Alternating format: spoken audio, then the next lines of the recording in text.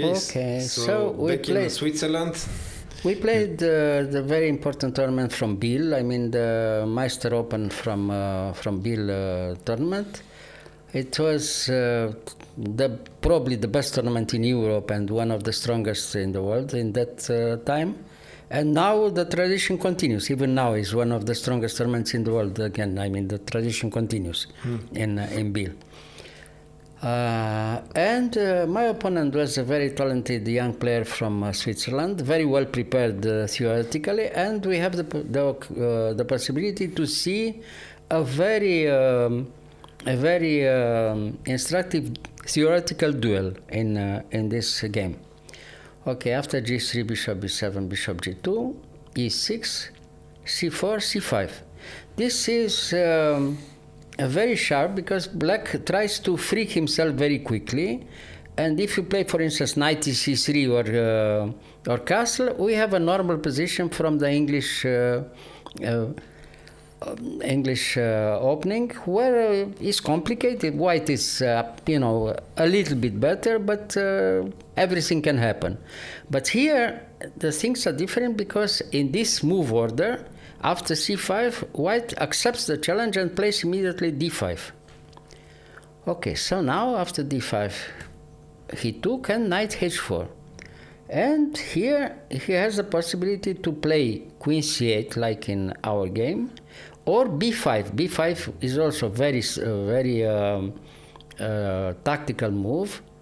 And white, if white wants something, has to play like in a well-known game between Karpov and Gavrikov. In that time was a very important game in the Soviet Championship, won finally by Karpov. He gives the second pawn, but by force he comes to d5. I mean, he takes back the central pawn from d5. Better middle game, and later on much better game in any position. Finally he won a very nice game. Important theoretically. So this is the alternative, queen c8. It's more or less okay. Modest move, queen c8, and now it's clear that white is clearly better, after queen c8.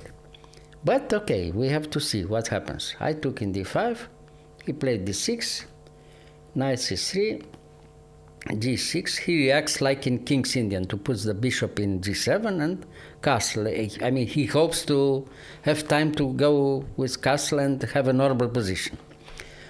Okay, so now I played castle, he played bishop a6, knight f3 back, bishop, knight bd7, a4. I mean, we don't give immediately the possibility to play b5.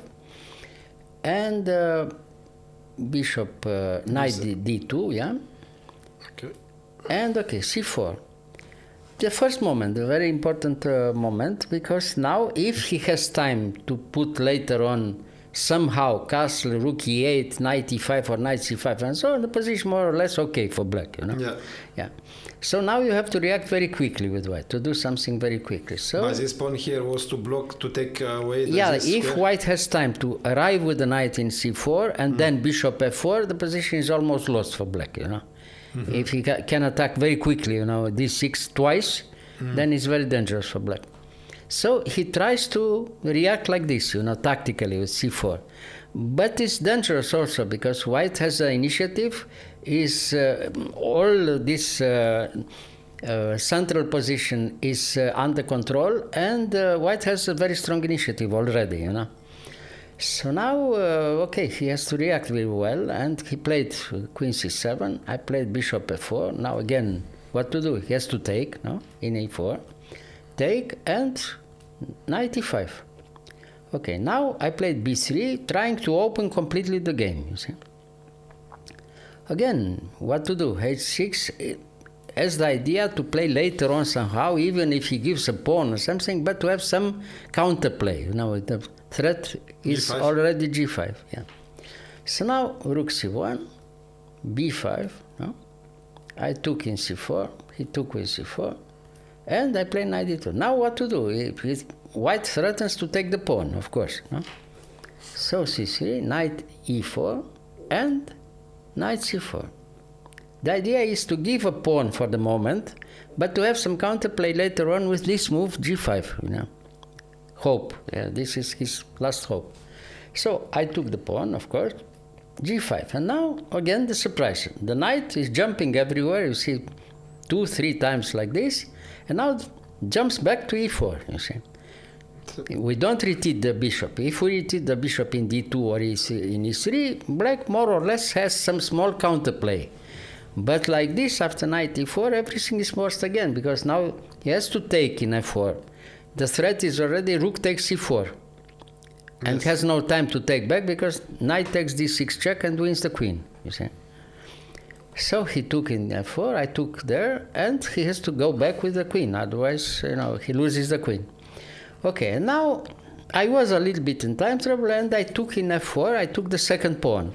Instead of taking in f4, I could continue the attack tactically by playing queen b3, very dangerous for black, probably lost already, because if he takes in d5, after knight f6 check and bishop takes d5, that's fantastic initiative for white, Knight f... Yeah, knight f6 check. Yeah. f6 check. He has to take with the bishop, and now bishop takes d5, and very unpleasant because he has no time to castle, and the king is very bad, and very, very unpleasant. Probably lost already for black, But okay, I played safe. I took in f4. 2 pawns up, and okay, black is lost probably, but you have to demonstrate, Yeah. Now he has a little bit of chance because at least his king is safe. It seems the king is safe. And he has 2 bishops. Yeah, he has 2 bishops. But the 2 bishops are not important because 2 pawns is a little bit too much already. So, okay, you have to play well also. So e3 is okay, very good move. a5, the only counterplay, rook c1. The threat was already bishop a6, okay. So rook c1, and he played... what did he play? Bishop a6, rook e1, okay, and f5. Okay, the first wave of white's attack, is finished. Black has 2 pawns down, is 2 pawns down, some very small counterplay, but not enough, of course. So knight g3, and rook b8, and now we're threatening again, the very strong initiative on the king side. If we can win the second pawn, the pawn from f5, is enough. The attack is very strong, even if we give the exchange, but has no time to take there. So now we have the execution of completely winning position. How to win? You see, the best way.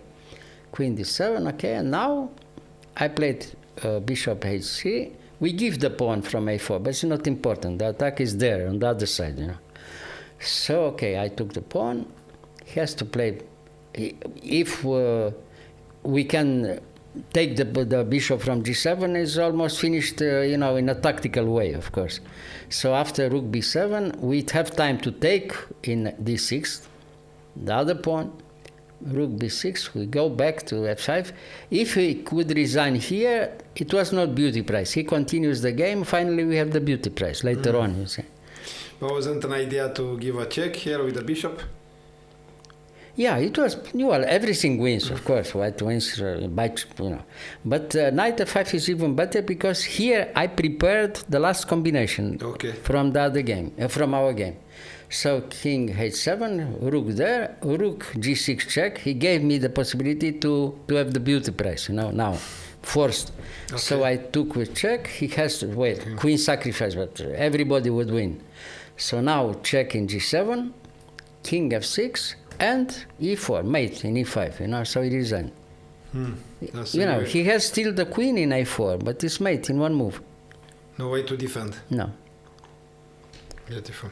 So beauty prize, but okay, beauty prize. Anybody would win such a position. Even a candidate master for white, again, a very strong grandmaster with black, would lose. Even Carlsen, for instance, it's impossible to save such a position.